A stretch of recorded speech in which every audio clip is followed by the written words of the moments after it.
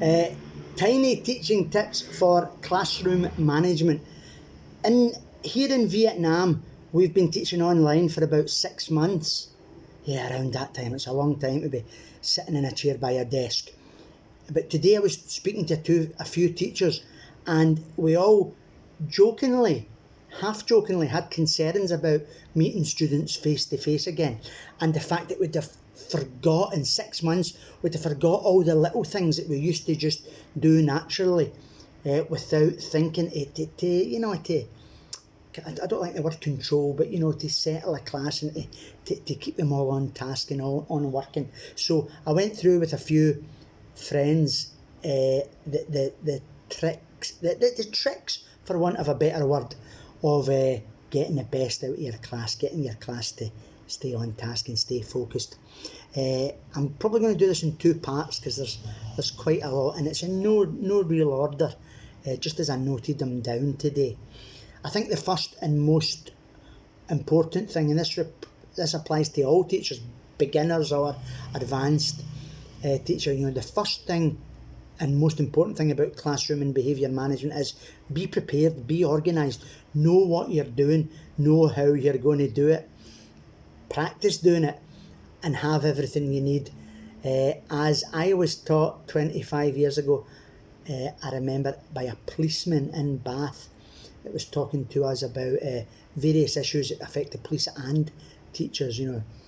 Face-to-face teaching in England's quite different from ESL teaching in Vietnam, but issues that affected the police and teachers. And he led off by giving us this comment. He said, failing to plan is planning to fail. And that's kind of true. Make sure you're planned, make sure you're organised, make sure you know what you want to do, how you're going to do it, and make sure you have prepared the resources. That's the biggest thing about classroom management. The rest is little tricks, some that will work for you and your personality, and some that might not. Recently online, you've probably seen the welcoming to the classroom videos when students turn up at the class, meeting them, and some teachers have different fist bumps and handshakes and things as they welcome students. The videos look quirky and a bit funny, but this stuff can be very interesting and very effective. You can catch your students coming into the class and say something nice to them. It's amazing the change that can have. Again, maybe not so much in ESL teaching, but especially in mainstream teaching in England, some kids might not have had anything said to them, anything positive said to them the whole day. You just catch a kid come in and say, hey Jane, have you changed your hair? I think you look great. Or, John, I love these shoes, they're brilliant, are they new?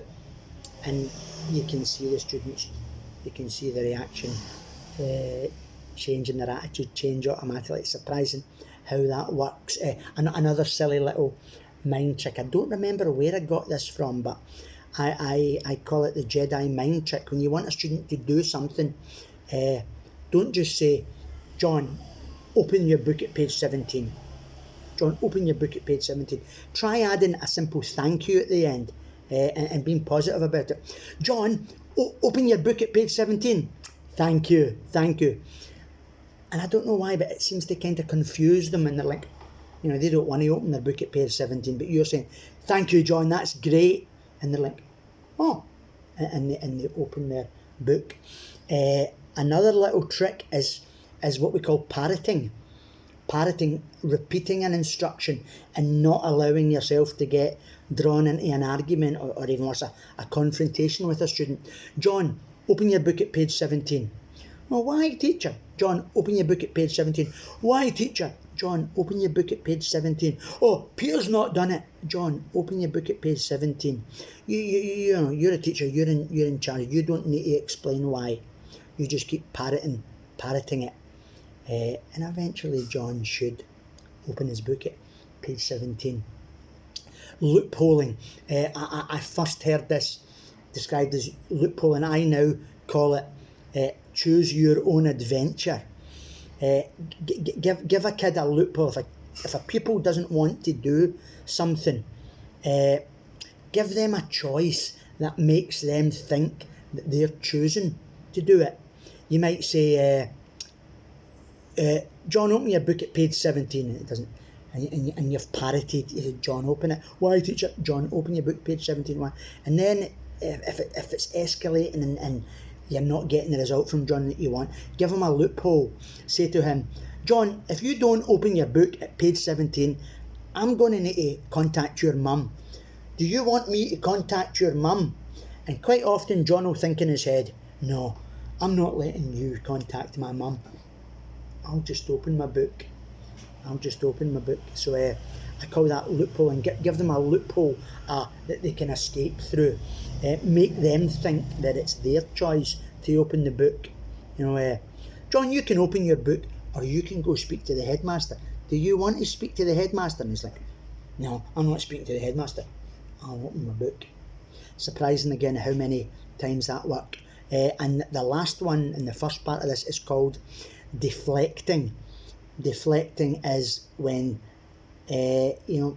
sometimes you get a kid that just constantly asks irritating questions. They know that they're being irritating, or you want to, you want a kid to do something, and you'll say to them, John, either you do it now, or we need to stay behind after class and do it. And again, it's like giving them a choice, but it's also deflecting, or teacher, why is Peter not doing that? And you say, well, I will speak to Peter after this lesson. You're deflecting the problem to the end of the lesson. Again, this surprisingly how this works. So if you say, oh, teacher, why do you want me to do that? You can say, yeah, John, I've got a good reason why I want you to do that. Ask me after the lesson and I'll tell you. By the end of the lesson, John will have completely forgot, or if he hasn't forgotten, you'll need to come up with a good reason. But these are part one of my tiny tips for classroom management.